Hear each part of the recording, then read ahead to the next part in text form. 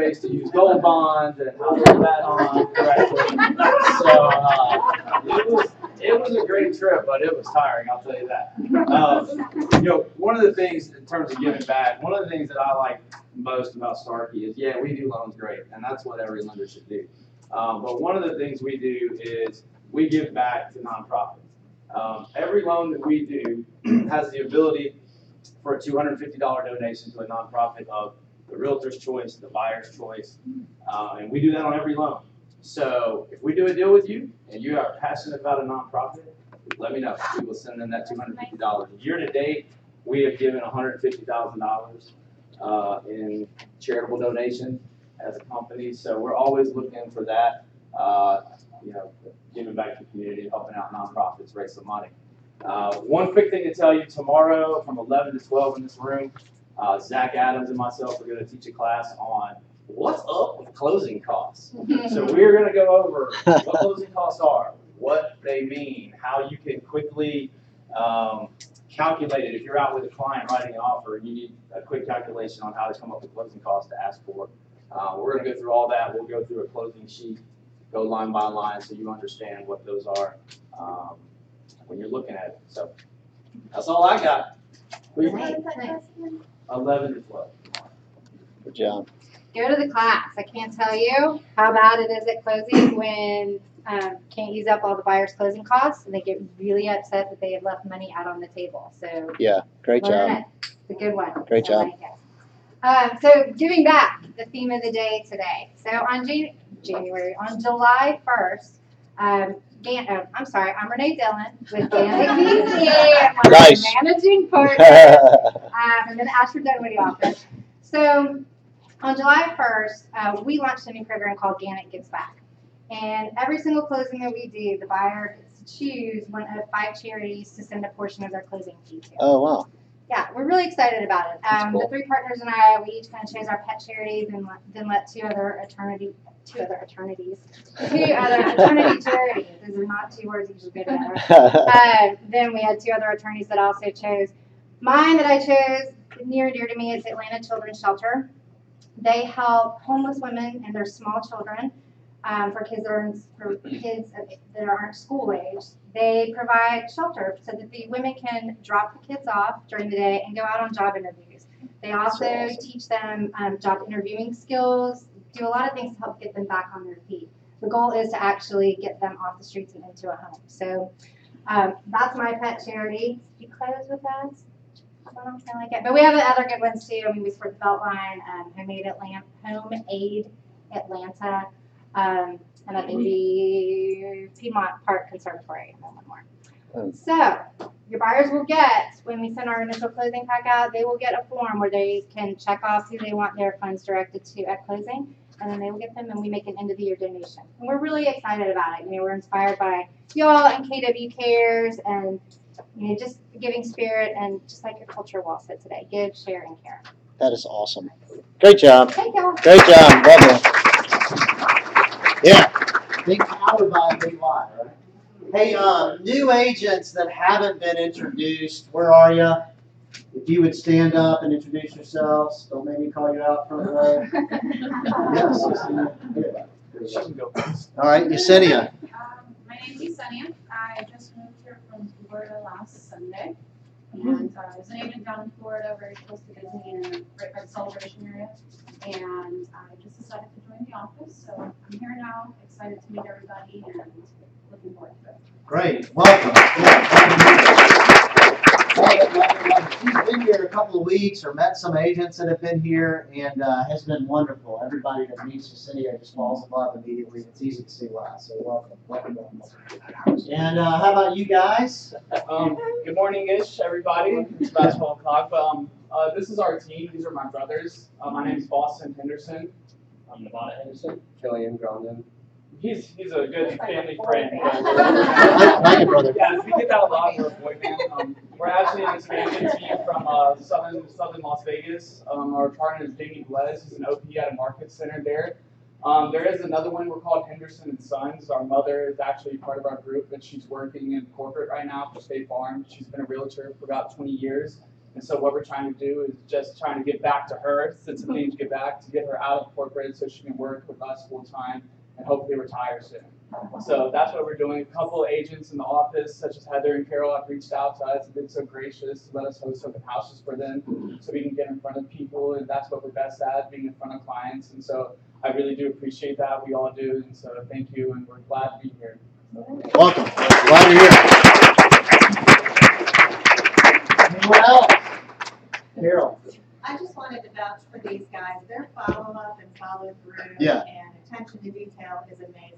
So if you can, help them out. Yeah, great. Thank you, guys. I love that they're on the front row, right? And speaking of, actually, I told you I was going to give away another prize. And speaking of rewarding people to sit in the front, somebody has a $25 gift certificate under your chair. So you may want to check and just see. All of you should probably look. Hey,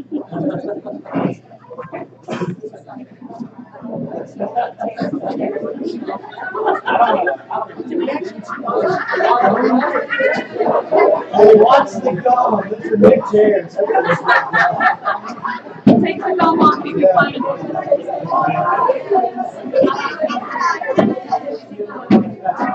You may need to stand up and look under your chair.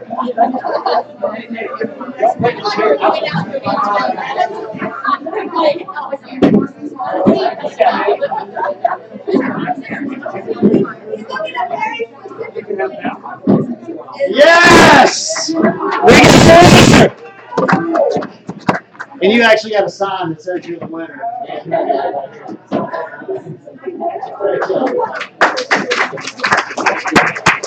So I asked Celia today, I was like, hey, everybody's sitting in the back. Let's put one closer to the front and give somebody a $25 gift certificate. So well done. And if you could take that sign off the chair so next week. Anybody else that needs to be introduced? All right, good. Let me think if I'm missing anything else. Oh, Ignite starts August 7th. Raise your hand if you need to go through Ignite. So the calendar is out. You can email Fiona Jane Wheeler or Bailey and get a copy of the schedule, and that'll be going out. It starts August 7th. Bold, don't forget. Bold is the July 29th. Is that right? Is that the date on that? First step. Bold. Everybody's welcome at that. It's free. There's 172-ish people that have signed up to go to that. There's about 200 seats. So if you're thinking you may want to go, you need to register to reserve your spot. And then, of course, First Up to Bold starts right after that. It is on Mondays for the next 7 weeks or something like that. Is Pat Mancuso teaching this? Pat Mancuso, Steve, you want to join us? I took it with him actually in October. He's amazing. He sure is. Thanks for saying that. He's wonderful. Amazing. Yeah. And then the last one that I wanted to make you aware of, next Wednesday, we actually won't do a business meeting because, this is amazing, Bob Kalinsky, who started Keller Williams, he's the owner of the Southeast region, started back in 1999. He drove from Louisiana all the way to Atlanta, and he started all of this for us. He's going to be teaching a class called Run Your Business Like a Business. I would take that class 12 times, especially if Bob is teaching it, because he's amazing. He is the financial guru inside KW International. I mean, when International has questions about how to do their profit and loss, they call Bob. And he's just brilliant with business. So please mark your calendar. That's 9:30 to 12:30 next Wednesday.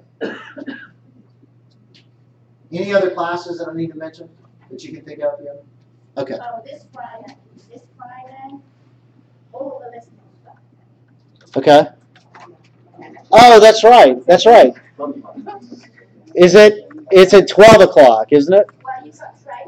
Trey is doing his class at 10.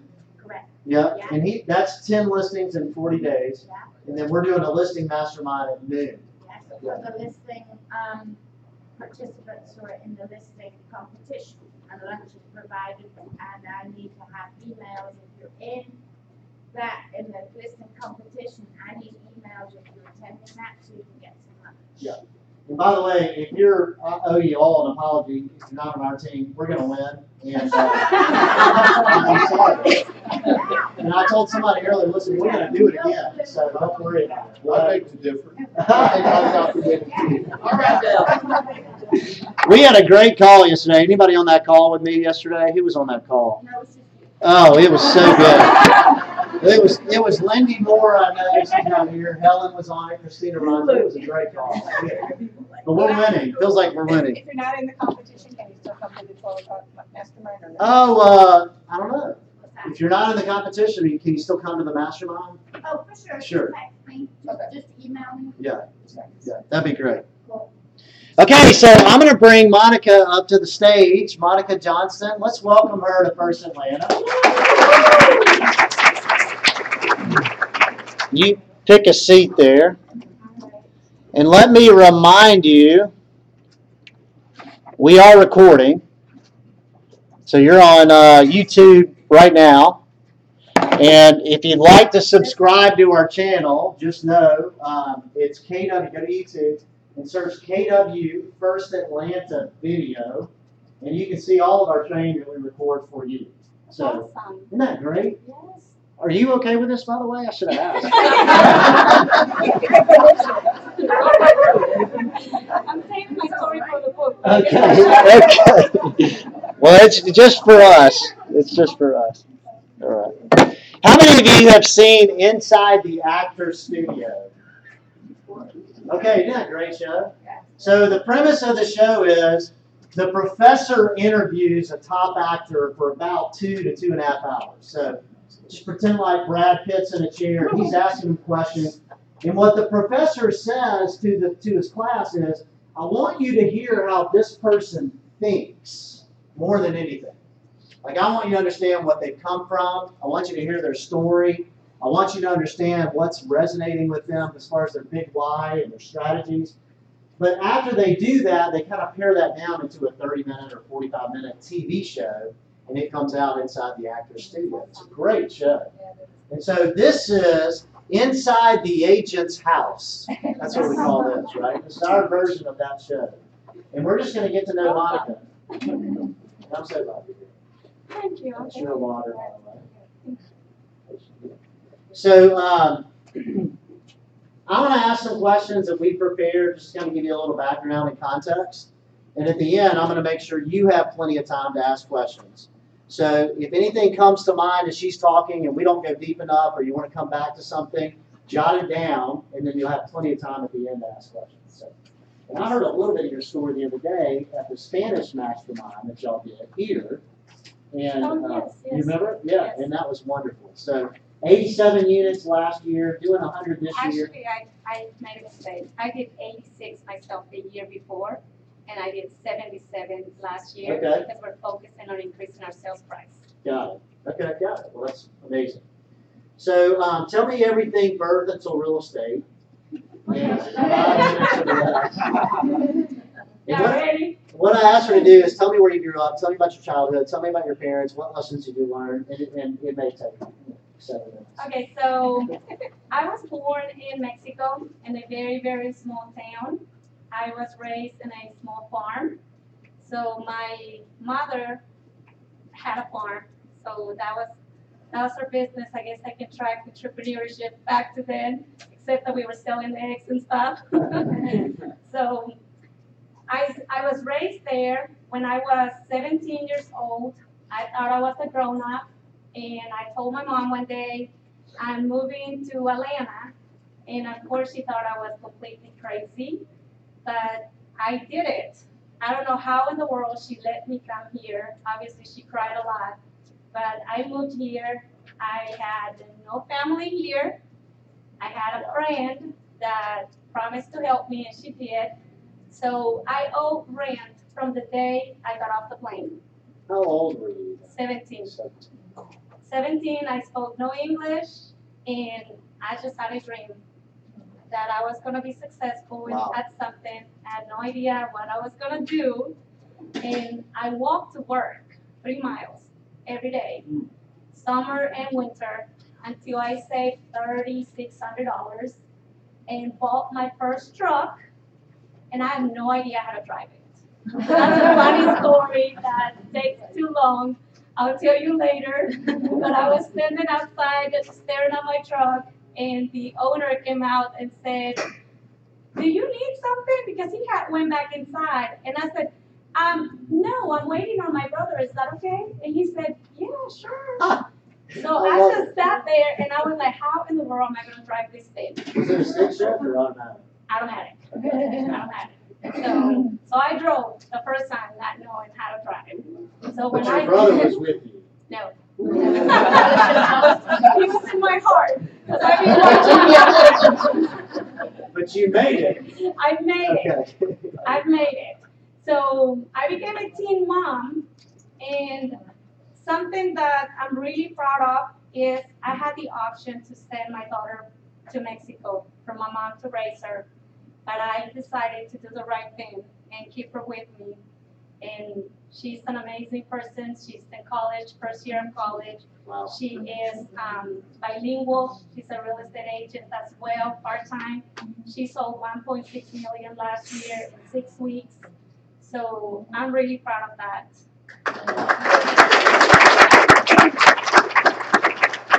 So I obtained my license in. Hold on. Okay. I only have 2 questions so far, okay? Okay. What was your job that you walked to every day? Okay, so my first job, I was packing tomatoes at farmers market. Makes sense. Paid $5 an hour. Go back to life on the farm. Okay. Did you have chores and have to get up early? And My life was very different from every other kid in my school. tell me about that. I had to go to school and come home and take care of our farm animals, which I hated it, but now that I look back, it wasn't that bad. That was my chores. We also planted corn. It's exhausting. I have so much respect for people to do that. It is exhausting to be on your face for long periods of time and planting corn. But I'm very thankful for that experience because I believe that it formed me to be who I am today. I agree. And it taught me to push yourself even when you're exhausted. So I always relate my life back to my childhood, and I tell myself, you can do this if you could plant corn. I love it. That's what I was expecting you to say, so thanks for sharing. Did you have chores before school too? Did you No. have to get up early? Homework. Okay, homework. Homework. So that's where I get the 4 a.m. thing that I wake up in the mornings. It comes from childhood. So I didn't have time to do homework after school because I had chores to do, and by the time I was done, I was exhausted. I didn't want to open no books. So I would get up at 4 in the morning and do my homework. My mom grew up on the farm, and to this day, she gets up at 4 o'clock. She's retired. Yeah, well, I'll stay with you for life, I think. I'm telling you. I'm telling you. Okay, good. So now you got you decided to go get your real estate license. 2011, fast forward to 2011. I got my license in 2011, and I sold $15,000. That was my first year. That's how much I made. And a year later, I was faced with a very, very emotional divorce. I remember driving from one property to the next, crying and wiping out my tears and touching on my makeup before walking into the next property, and nobody could ever tell that I had been crying. But that wasn't my worst challenge. The worst was having to face my children and tell them that I didn't prepare for that moment, that I would have to move them school districts and into an apartment because I could not afford the house that we were in. I had a car payment, so I didn't have the courage to do that. So instead, I decided to make real estate work for me. Wow. Looking back, was that a lesson learned that you wish you had changed that first year? Because you said you had prepared for that moment. Would you do anything different in that first year, looking back now? Absolutely. Would have treated my business like a business, and I would have dreamed bigger, definitely. Okay. All right, so walk us through what you did next. So now you're motivated because you're divorced and you're in a situation where you have to make money. Mm-hmm. So what happened? So, they say that, and I learned this now that that's what I did, but they say if there is no business, create the business. So I just looked at my database, and that was like godly wisdom because I was in a different company, not with Keller Williams, and we had no education, and no mentoring, no coaching. So I just looked at my database and came up with a business opportunity. So I started door knocking to all of my business friends that I had and just asking them, will you be willing to invest in real estate? And I started showing them how much does your bank pay you for the money you have in the bank, $1, $2, $3 a month. How about making you $800 to $1,000 a month? So by renting properties, so that's how I grew my business, and that's why I continue to farm business owners. Okay, awesome. And I specialize with investors because of that. So tell me what that looks like specifically. How do you do that? The investor side. Well, the farming business owners. Okay, so it's practically 80% of my business still comes from my database. Okay. It wasn't until last year, late in October, that I started buying leads from expires. And before that, it had been 100% my database. So I just, my coach advised me to come up with a list of my top 20 people that bought houses from me from 150 and up, and people that I thought that could buy houses from me for 150 and up, and I just started marketing to them. So not by mail-ins, but phone calls.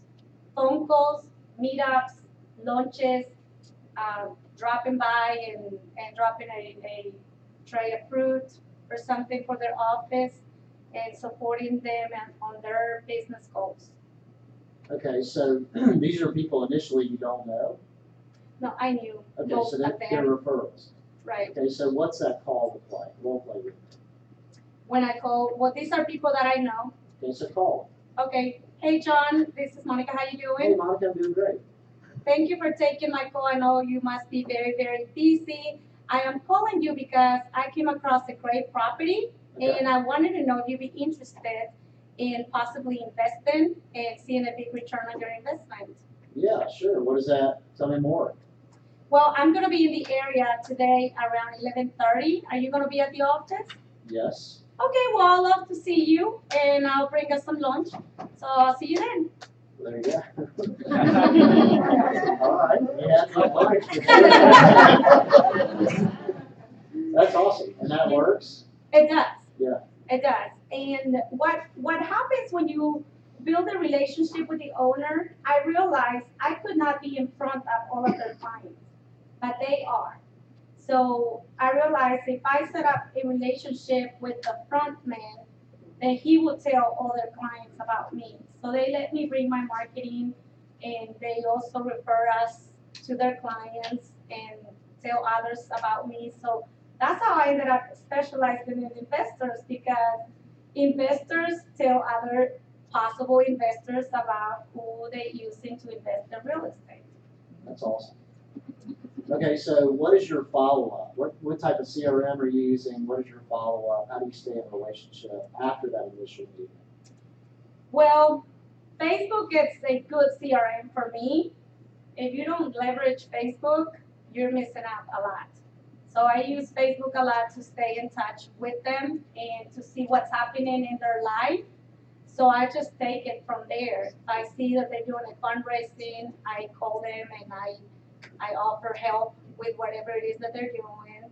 So that's how we stay in touch with them. How do you make Facebook purposeful? Like, one of the things I struggle with on Facebook is I'll get on it, and I'm controlled by the feed. Does that make sense? Like, So whoever's in my feed, but do you make it more purposeful than that? You have to be a content provider.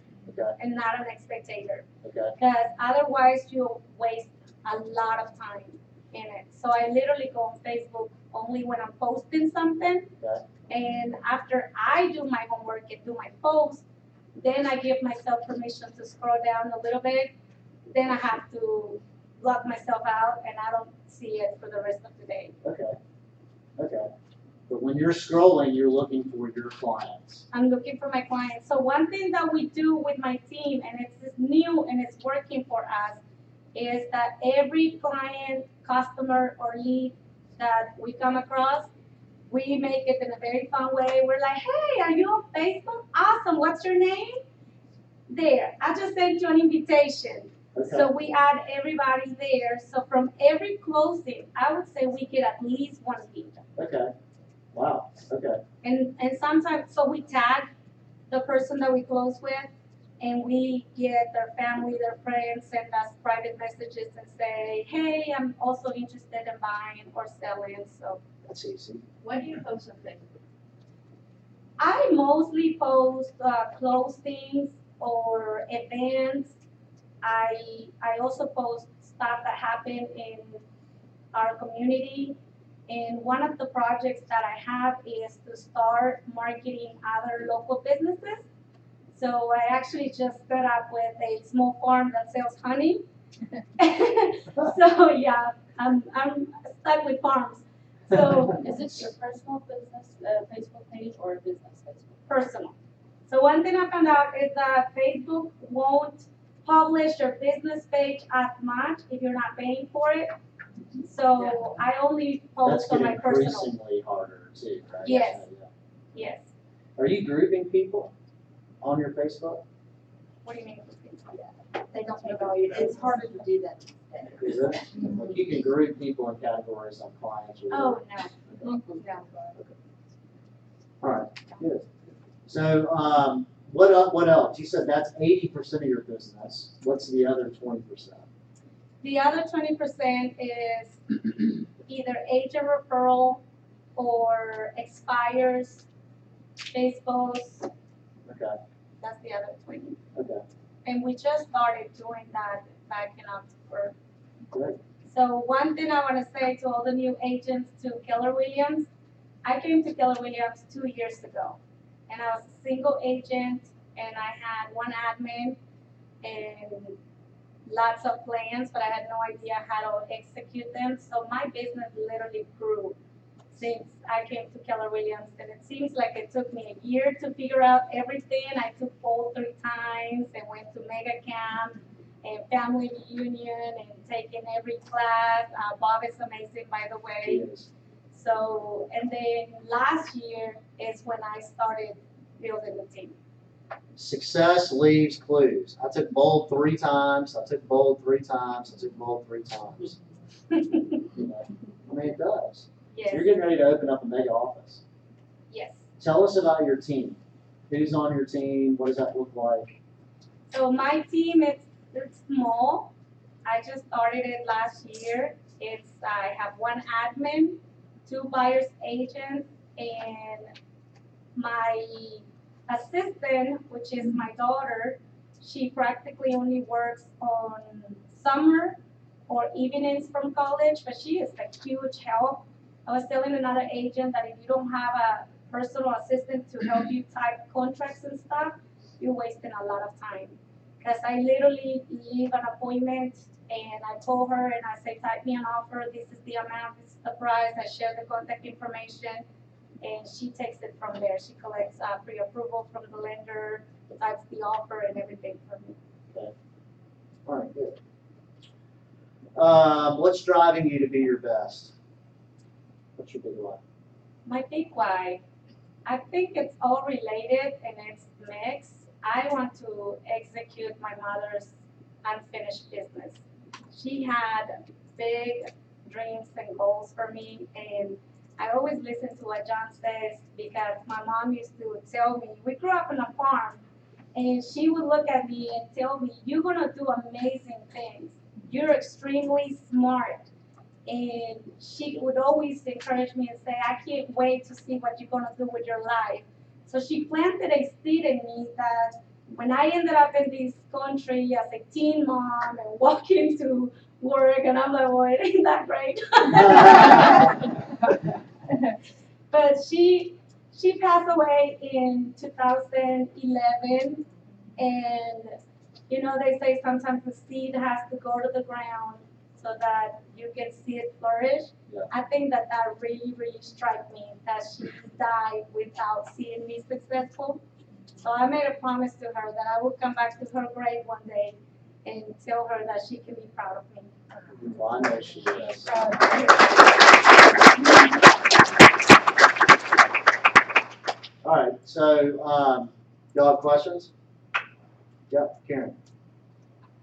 What type of businesses have you been most successful with? You were talking about making a relationship with the front desk person or the manager of the office, and then they would tell their clients or refer their clients to you, or those types of. Right, so my real estate niche is the Hispanic community. So probably 90% of them are Hispanic. So I always tell agents, some agents farm communities, I farm my community. Right. So it's mostly Hispanic businesses that I go to, and it's insurance agencies, travel agencies. So you have to get in the mind of who you are targeting.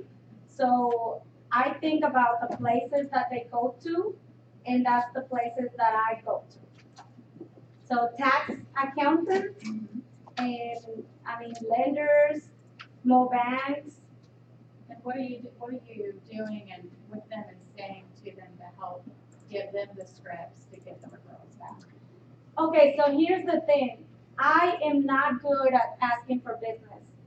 I don't ever ask family and friends for business. I just build a relationship. So if you ask somebody, how is business going for you? What are your goals this year?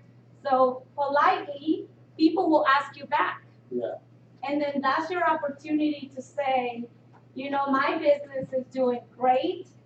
These are my goals. And so far we're on track. And it just comes naturally out of them to want to support you as well. Yeah, there's the right people will ask you that, right? You can't outgive a giver. Like, what are your goals? How can I help you? Well, that giver on the other side is going to ask you right back, right? There's a great book on that. Has anybody ever read The Go-Giver? Yeah. Yes. Should be required reading. If you haven't read it, you need to read that. Put that on your list. Ditch everything else you have on your list and read that first. It's a real easy read, but it basically proves that concept. And there's 5 rules to giving and getting in return. So, Right. yeah. So it's not just to answer again to her, it's not just about building the relationship to get business. I really care about these people. So I call them to invite them to different things, and I call them to invite them to my family's birthday parties, because my family throw big parties. Yeah. So we get the mariachi there and everything. So I invite them to things like that. So we become really close friends. What is your guess? DI. Yeah. So I like people. Yeah. David. What investment properties are marketing to your clients? Single family, townhouses, apartments? Single family and townhouses. Yes. So I focus on rentals when the market was good for that, but as the market shifted, I realized that we're on top of the market right now.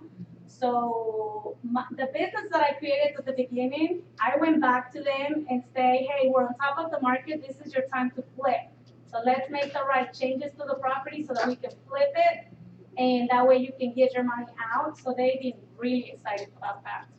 I heard a great script on that the other day. Somebody said, our economy has never had 10 years of, being in an up market, and we're at that 10th year. So now is the time I tell them that. to take action. And that shouldn't scare us because you're doing the right things. And if you're doing the right things, it doesn't matter. A down market actually is really good. It is. But his point was, hey, if you're going to take action, do it now. Let's create an urgency. That's good. Right here, Lakeisha. Monica, I heard you mention that you focused in last year on your price point. What was your strategy for that? For increasing my price point, it's that list that my coach helped me write, and it's the list of, if you make a list of people that have purchased properties from you on the price range that you want to be, and you just stay on them, and by own them is like own them. Like if you spend marketing money, I don't market to people that don't know me because I know what I do with that mail. It goes straight to the trash. I don't ever read it. So I spend money on the people that I know that are going to buy from me or refer me. I mean, it's not rocket science, right? Do you understand why? Y'all understand why? Who do they know? You know, if you sell somebody to a $500,000 house, who are their neighbors? Do you accept other real estate agents' invitation to join your website or your Facebook page? Oh, yes, definitely. Agent referral is huge for me, and I'm always more than willing to have relationships with other realtors. So when other realtors see what you're doing, they can trust you with their referral. So I accept everybody, and I'm not concerned. I can literally everybody. I have to go back and unfriend some crazy people later. What else? Questions for Monica? Now, do you make it a habit when you are on Facebook to engage with your friends on Facebook, sending out happy birthdays and commenting, liking, and to get them to click on your page and see what's up, what are you doing? Yes, we actually even have made Vanessa, who, thank you Vanessa for being here. She is my buyer's agent. She's a rock star, and she showed up. She didn't always coming here, and she dropped what she was doing to support me. I'm very thankful for her. She's amazing. She came up with this postcard that is electronic that says happy birthday to you from Monica's team and all of that. So we send that out, we call them, and if we know them, we even visit them to drop by something, drop off a gift or something. Let's say one more question.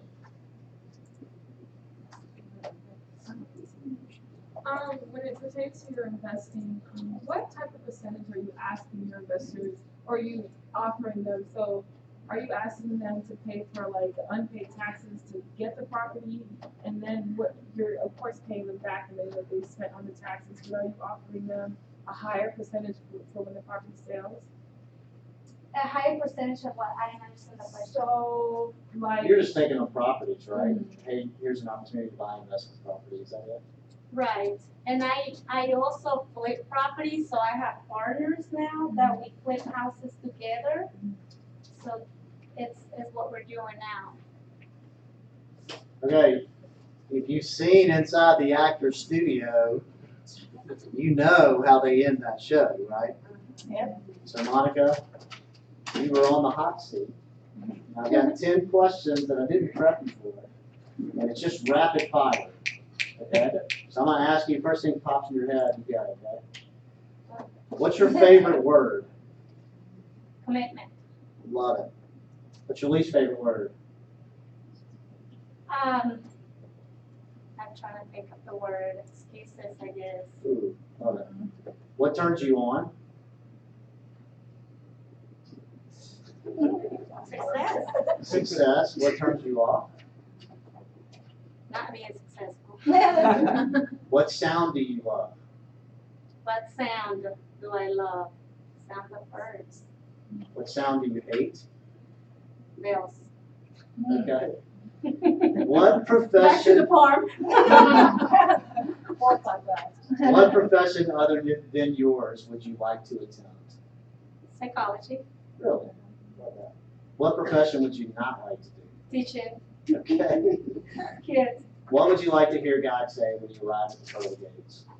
You have accomplished your purpose in life. Awesome. Awesome. Awesome.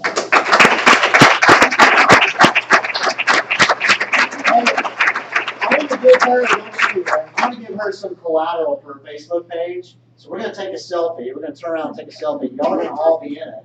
So if you would, get together right here in the middle, and it's going to be the best day of our life. Best day of our life, Odo. Yeah, just no. Get together, and I'm going to go like this. Oh, yeah. Okay, you're in the picture, just so you know. So now you need to tag everybody. All right, you ready? 1, 2, 3. Best day of your life! Hey, let's thank Monica. Parting thoughts for Monica, and then I'm going to give you the circle prospecting script. So. Okay, so I just want to share with you that back in February, I flew to family reunion. If you haven't been, please go. And you know that lasts, what, 3 days? Mm-hmm. So Gary Keller said, you're only 5 years away from where you want to be in life. And I literally felt like I flew there and spent all that time and money just to hear him say those words. Love it. Because I immediately went back in my mind to where I was 5 years ago and the goals that I had. And that day, I realized that I did accomplish my goal, that I had bought my kids a house, that I was flipping houses, that I was finally closing on my first commercial property, that I did own rental property, and that I had a team. And I say this to tell you that sometimes we don't realize what we're doing right, because your goals will increase and change. So make sure that you give yourself acknowledgement and praise that you are doing the right thing. And your plan might be 5, 10, 15 years from now. The thing is that you are having success and that those things that you want to accomplish, it may be closer than you think. Boom. That's awesome. Awesome. All right, so Chad Buffington came into my life probably 3.5 years ago. He just finished his 3rd full year in real estate. He closed just over $40 million last year. He's on track to do $60 million in his 4th year. Just a great guy. He was a preacher before he got his real estate license. And he's just he's very charismatic, but he's also very focused on doing the things that give him business. And they just added circle prospecting. And I wanted to give you this script. And you can write it down as we go. Listen to it, and then we'll go through it step line by line. Hey, this is John Fountain with Keller Williams. How are you doing? As he's calling somebody in the neighborhood. We are calling because we have a lot of buyers in the area, and inventory is so low. And I know this is a long shot, but we were wondering if you're considering moving in the next 12 months. And then zip it. Now, there's one thing he said when he shared that script yesterday. He said there's one phrase that has become so key. What do you think it is? I know this is a long shot. He said they were doing it, and then one day they had a member of his team that he overheard saying it while they were all making calls. And he said when they did that, it changed everything. But I know this is a long shot. We were wondering if you're considering moving in the next 12 months. And he said inevitably, everybody is. They're like, oh, actually, we are. And then he gets into relationships. He stays in relationships. But he's doing that in neighborhoods whether he has a listing or not. So let's do it again. And I'll send this to Bailey. She can send it out. This is John Fountain, Keller Williams. How are you? We're calling because we have a lot of buyers in the area, and inventory is so low. I know this is a long shot, but we were wondering if you're considering moving in the next 12 months. Isn't that great? Mm-hmm. I'll leave you with this. Amateurs sit and wait for inspiration, and the rest of us get up and go to work. Just do the work. Great job. You all have a good week. Thanks for being here.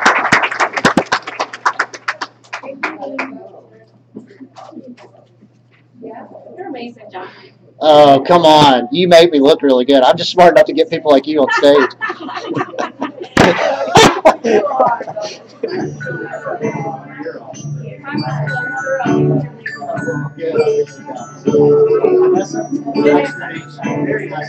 I had a dream so big and loud. I jumped so high, I touched the clouds. Oh, oh, oh, oh, oh. Yes, thank you for coming. Was that good? Good. Nice to meet you. Good to see you.